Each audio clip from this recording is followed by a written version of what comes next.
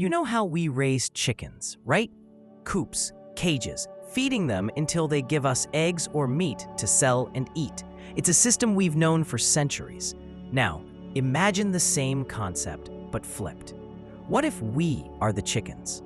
What if somewhere out there are beings who keep human farms, not for our bodies, but for our energy? I'm not talking about some horror movie plot. This idea comes from the teachings of Carlos Castaneda, passed to him by a shaman named Don Juan. They described something they called the topic of topics, a truth so unsettling that Don Juan hesitated to even share it. According to them, we're not at the top of the food chain. We're prey, and the predators don't come with claws or teeth. They come as pure consciousness, and their meal is the emotional chaos we produce every single day. Think about it. You wake up already tired, your mind flooded with worries about bills, work, unresolved arguments. You're anxious, annoyed, maybe even hopeless. You push through the day on autopilot, reacting to everything without thinking. By the time you get to bed, you're drained, and tomorrow it starts all over again. Sound familiar? That's adult life for most people. But what if this normal was actually designed to keep us this way? Exhausted, predictable, easy to manage. That's exactly what Don Juan told Castaneda. There are cosmic predators, flyers he called them, who feed on us like farmers feed on livestock. Not with chains or cages, but by installing a part of their mind inside ours. That voice in your head that criticizes you, sabotages you, keeps you small, according to him, that voice isn't yours. And here's the wildest part. If that's true, it means most of our daily struggles aren't even ours. They're the bait, the hooks, the little dramas designed to keep us producing the exact energy these beings consume. So in today's video, we're going deep into this unsettling idea and how you can cut off the food supply. And trust me, whether you take this literally or not, what you're about to hear will make you rethink the way you live your life. Before we go deeper, let's set the stage.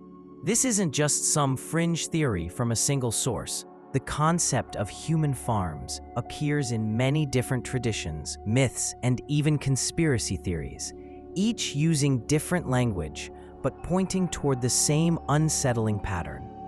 Carlos Castaneda, the anthropologist who brought this idea into the spotlight, didn't start out looking for cosmic predators. Back in the 1960s, he traveled to Mexico to study power plants, peyote, mescalito, and other hallucinogenic plants used by indigenous shamans. That's where he met Don Juan, a Yaqui sorcerer who became his teacher. Don Juan didn't teach self-help cliches or motivational quotes. He spoke about reality in ways that completely shattered the Western mindset. His world wasn't just physical.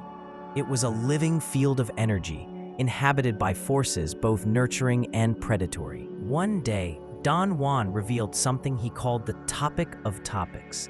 He said humanity had been subdued not by armies or weapons, but by something far more subtle. Beings of pure awareness that feed on our consciousness. He compared them to farmers keeping chickens in coops, only in this case, the coops were our cities, our routines, and our predictable patterns. And here's where it gets even more disturbing. According to him, these predators gave us a part of their own mind. That inner voice we think is ours, the one that fuels fear, envy, insecurity, and endless self-criticism, is, in his words, an installed program. When you look at the modern world, it's hard not to see the parallels. We wake, we work, we consume, we argue, we collapse into bed, over and over. Always tired, always distracted, always emotionally stirred up. It's the perfect setup if your goal is to harvest energy. Now, whether you take this literally or as a metaphor, the real value is in recognizing the pattern. If your life feels like a loop you didn't choose, If your emotions are constantly hijacked by outside triggers, then you might already be inside the coop. So the question becomes, if this is true, how do you break free? How do you stop feeding the system? Whatever that system is, that's what we're going to explore next.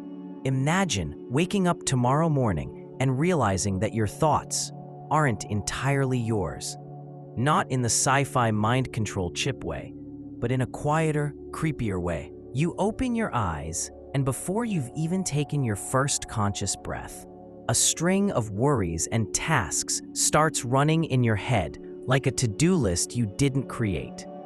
Bills, deadlines, that awkward conversation from yesterday, that mistake from 5 years ago that your brain suddenly wants to replay in 4K detail. You haven't even had coffee yet, and already you're emotionally drained. Now, picture this happening every day for your entire life. Most of us would call that being an adult. Don Juan would call it being farmed. Here's how he explained it. These predators, the flyers, don't take our bodies, they take our energy. Not in some mystical glowing light sense, but in the raw, measurable way you can feel after a fight, a stressful commute, or scrolling through outrage-filled social media. They thrive on emotional spikes, anger, fear, jealousy, grief, and they're patient. They don't need to rush. They just set the stage for us to generate these bursts, over and over again. Think of it like tending a fire. You don't need a massive flame all the time, just enough sparks to keep it going. Every argument, every frustration, every moment you feel personally attacked is like tossing another log onto their fire. And the most efficient way to keep us producing that energy, make sure we never question where our thoughts and emotions come from. Don Juan's claim is unsettling because it's so familiar. That little voice in your head, the one that doubts you, criticizes you, compares you to others, it doesn't feel alien. It feels like you. But according to him, that's the genius of the design. If the parasite convinces you it's part of your own mind, you'll protect it, defend it, and obey it without even realizing. Here's the kicker. Whether you believe in interdimensional predators or not, the effect is real. We live in a society where attention is currency, outrage is profitable, and anxiety is practically a subscription service. Every app, every news headline, every urgent notification is engineered to pull you back into emotional reactivity. It's like a modern version of the human arrow, a human farm, except instead of physical fences, we have mental ones. Instead of chains, we have endless distractions. Instead of guards, we have algorithms. Let's zoom in on how this works in daily life. You're driving, someone cuts you off. Your chest tightens, your grip on the wheel hardens, and a flood of thoughts about what an idiot they are rushes in. You replay it in your head for the next 10 minutes, maybe longer. That little spike of anger, that's a meal. Or maybe you're online and you see a post that offends you. You start typing a reply, fueled by righteous fury. You might even win the argument. But the energy you spent, that burst of adrenaline, that mental replay afterward, it's all food. The brilliance of this system is that it doesn't care which emotion you feed it, as long as it's intense and unbalanced. Rage, self-pity, jealousy, even obsessive excitement, it's all consumable. Now here's where it gets truly uncomfortable. If these forces are real, they don't need to force you into anything. They just need to keep you predictable. Routine is the fence. Emotional reactivity is the leash. And predictability isn't just about what you do, it's about how you think. The moment you stop questioning your own patterns, you've essentially handed over the keys. Don Juan talked about this foreign mind as something baroque, overly complicated, obsessed with control, terrified of being exposed. You can see traces of it in the way we cling to beliefs, defend opinions we didn't even form ourselves, or follow routines that drain us without ever asking why. Pause here for a second and think. What percentage of your daily energy is spent on things that actually matter to you? Not obligations, not survival, but things that genuinely feed your soul. If your answer is not much, congratulations, you've just spotted one of the fences. So what's the way out? This is where the path of the warrior comes in. And no, it's not about swords or battles. It's about becoming the kind of person who is a terrible source of food. Someone whose energy is so stable, so intentional, that it's practically indigestible to the system. The first step is recognizing the trap. You can't stop feeding something if you don't realize you're feeding it. Start by catching yourself in those micro moments, the instant before you react. Someone says something sharp, and you feel that flare in your chest. That's the moment to choose differently. But awareness alone isn't enough. You need discipline. And here's why discipline is the predator's worst nightmare. It turns random, chaotic energy into focused, coherent energy. That's useless to them. They can't consume stability. In practical terms, this means resisting the urge to react to every impulse, pausing before responding to provocation. It means deciding, on purpose, where your attention goes. You might notice that certain dramas no longer hook you, that some conversations feel quieter inside your head, that the voice loses a bit of its volume. And as your energy stops being such an easy snack, something else happens. Clarity returns. It's not that life suddenly becomes easy. It's that you start seeing the mechanisms for what they are. You recognize when you're being baited. You sense when a thought didn't originate with you. You catch yourself before the leash tightens. That's when the fence stops feeling like a prison and starts looking like something you could just walk away from. The second step to becoming inedible is breaking the patterns. The predators, or if you prefer, the system, rely on predictability. If they can map your reactions, they can trigger them. That's why Don Juan taught something called not doing. It's simple, but strangely powerful. Intentionally interrupt your own habits. If you always take the same route to work, choose a different street tomorrow. If you scroll your phone during breakfast, leave it in another room and just taste your food. If you always sit in the same chair at home, switch spots. Sounds ridiculous, right? But every time you break a small pattern, you're waking up parts of your mind that have been lulled to sleep. It's like rattling the bars of the coop. The more you shake it, the more you realize the door's been open the whole time. And here's the thing. Breaking patterns isn't about the new activity itself. It's about sending a message to that foreign mind. I'm in charge here. It's proof to yourself that you can choose differently, even in the tiniest ways. Now, let's talk about something harder. Self-importance. Don Juan called it the crown jewel of the predator's control.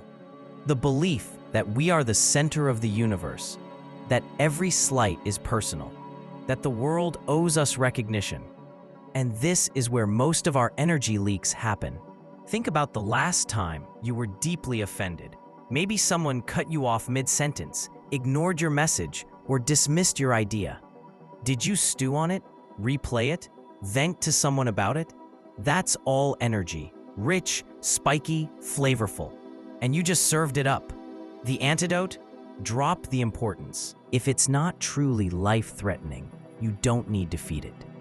That doesn't mean you let people walk all over you. It means you stop feeding your ego's appetite for drama. Here's a practical challenge. Go 24 hours without complaining. Out loud or in your head. Traffic jam? Accept it in silence. Cold coffee? Drink it without muttering. Rude email? Respond with clarity, not heat. At first, you'll catch yourself mid-complaint dozens of times. That's fine. The act of catching it is the first victory. Over time, you'll feel the savings, like keeping coins in a jar instead of tossing them away.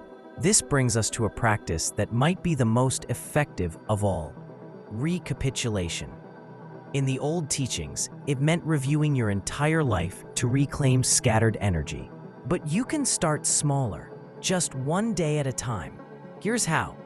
Every night before bed, sit in the dark. Close your eyes.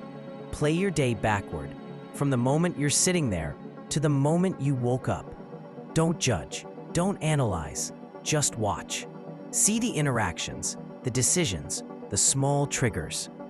As you do this, breathe in deeply, imagining you're pulling your energy back from each scene. Then exhale through your mouth, releasing any energy that isn't yours, the heaviness from an argument, the tension from a stranger's bad mood. Picture it as gray smoke leaving you, replaced by clear, bright air. 5 minutes, that's all it takes. You'll sleep cleaner, dream lighter, and wake with more of your own energy intact. Why does this matter? Because every moment you recover is one less moment on the predator's plate. Every habit you break, every spike you refuse to produce, every ounce of drama you decline to feed, it all adds up. And as the balance shifts, you'll notice something. The voice in your head, that nagging, criticizing echo, starts to lose power. The emotional hooks loosen. The coop feels less solid. At this point, you might wonder, if this is all true, why doesn't everyone see it? The uncomfortable answer is, most people don't want to. Admitting the possibility means taking responsibility for your energy.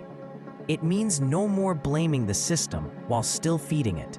It means becoming a warrior, not in the cinematic sense, but in the quiet, relentless discipline of someone who refuses to be food. And that's the real work. You don't need to defeat the predators. You don't need to storm the gates. You just need to make yourself an unprofitable investment. That's the paradox. The more you control your own energy, the less anyone else can. The predators, or the mechanisms of control, however you choose to see them, don't thrive in environments of calm, presence, and self-awareness. These are their deserts. They can't farm what they can't provoke. So every time you choose awareness over impulse, silence over complaint, discipline over chaos, you are, quietly, invisibly, starving the farm. And when enough people do that, the farm itself begins to collapse. Now that we've removed the most obvious leashes, the constant complaining, the predictable routines, the hooks of ego, it's time to move deeper into the subtler layers of control that most people never notice. The first one is what I like to call emotional inertia. It's that invisible pull that keeps you stuck in the same emotional loop day after day. You wake up, one small thought enters your mind. Maybe a text you read, a worry about a bill, or a memory of something unfair. And without realizing it, that thought colors everything. The entire day starts to feel like a repeat of the last. Don Juan would say this is no accident. He would say it's like crop rotation for the farm. Just like farmers change what they plant to keep the soil rich, the system rotates emotional themes to keep your energy output steady. Monday might be frustration, Wednesday anxiety, Friday self-doubt. And here's the trap. You think it's just your mood, just how you woke up. But what if it's been engineered, nudged into place before you even realize it? The way out is not to slap a fake smile on your face or force yourself into a good mood. That's just another emotional spike the predators can feed on. The real escape is interruption. If you feel the day beginning to carry a flavor you didn't choose, you break it on purpose. Take a cold shower. Step outside without your phone. Spend 60 seconds breathing deeply before you check any messages. You're not fighting the emotion. You're simply refusing to let it rent your mind for the entire day. The second layer is mental clutter. These predators, or whatever name you give to the force feeding on you, thrive in noise. If your mind is packed with half-finished tasks, vague worries, and fragments of information you don't even need, you are easier to provoke. Every open loop in your mind is like an exposed nerve waiting to be hit. This is why so many ancient traditions valued silence. Not just the absence of sound, but the clearing of the mental landscape. A modern way to do this is what I call mental sweeping. Once a day, you write down every single thing in your head. No order, no filter, just empty it out. Then you sort it. What matters? What doesn't? What can be dropped entirely? The moment you do this, you take away one of the predator's sharpest tools, the ability to poke you where you're already raw. Then there's energetic leakage through distraction. In our world, the predators barely need to lift a finger here, because modern life does the job for them. Every time you shift your focus, from your phone to your laptop to the TV to the fridge, you burn a little fuel. One moment of distraction isn't much, but stack them together and you're drained before anything meaningful even starts. The counter to this is something I call attention anchoring. You choose one thing and stay with it. Wash the dishes and just wash the dishes. Drive and just drive. It's not about the task. It's about training your mind to stop jumping every time something shiny appears. And we can't ignore relationship entanglement. This one's delicate, because we are social creatures and we need each other. But some relationships are built entirely on unbalanced energy exchange. You know the ones. The friend who only calls to vent. The person who keeps you trapped in their personal soap opera. The one who praises you with one breath and undermines you with the next. These are lush feeding grounds for the farm. Becoming inedible here means creating emotional boundaries so strong you can listen without absorbing, care without carrying. You stop being a sponge and start being a container. The last layer I want to talk about is the illusion of smallness. If the foreign mind can convince you that you are powerless, replaceable, and unimportant, it never has to worry about you leaving the fence. And the easiest way to convince you of that is comparison. This is where social media comes in, with its endless feed of perfect moments that make your own life seem pale. Every comparison is a spark. Maybe envy, maybe shame, maybe resignation, and all of it is energy-rich food. You can't avoid comparison entirely, but you can redirect it. Stop stacking yourself against strangers and start comparing yourself to who you were yesterday or a year ago. Did you make a choice today that the old you would have avoided? Did you handle a situation better than you would have in the past? That's progress, and progress breaks the cycle. When you weave all of this together, something powerful happens. You start interrupting the emotional loops before they can harden. You clear the noise so the real voice in your mind, yours, not the foreign one, can be heard. You stop scattering your focus. You stop carrying other people's storms. And you start seeing yourself not as a small piece in someone else's system, but as a whole being with enough awareness to choose differently. Over time, this awareness becomes self-governance. And self-governance is the kind of freedom no one can take away from you. It's quiet, it's steady, and it's deeply unappetizing to anything that feeds on chaos. You may notice certain people drift out of your life, because without your constant energy spikes, you're no longer useful to them. You may find that the same problems stop repeating, because you're no longer playing your old role in them. And inside, you'll feel a kind of stillness that isn't numbness, it's presence. Predators, whether you see them as entities or just as systems of control, can't thrive in the desert of calm, grounded awareness. And once you've tasted that stillness for yourself, once you've felt what it's like to own every drop of your own energy, you'll never willingly walk back into the coop. So here's the thing. Even if you strip away the obvious patterns, clear the noise, and reclaim your focus, there's still one more trap almost no one talks about. It's the invisible agreement you made without realizing it, the one that dictates what you believe is even possible for you. Think about it. How many of your choices are made inside a cage you didn't build? How many of your limits are actually someone else's voice that you've been carrying for years? That voice could be a teacher, a parent, a boss, or even a stranger whose words hit you at the wrong time. And here's the problem. As long as that voice feels like your own, it's the perfect lock. You'll never try to push past it because you've accepted it as truth. The predators, or the system, or whatever you want to call it, love this. They don't have to work to keep you small if you keep yourself there. And the only way to break that lock is to notice it.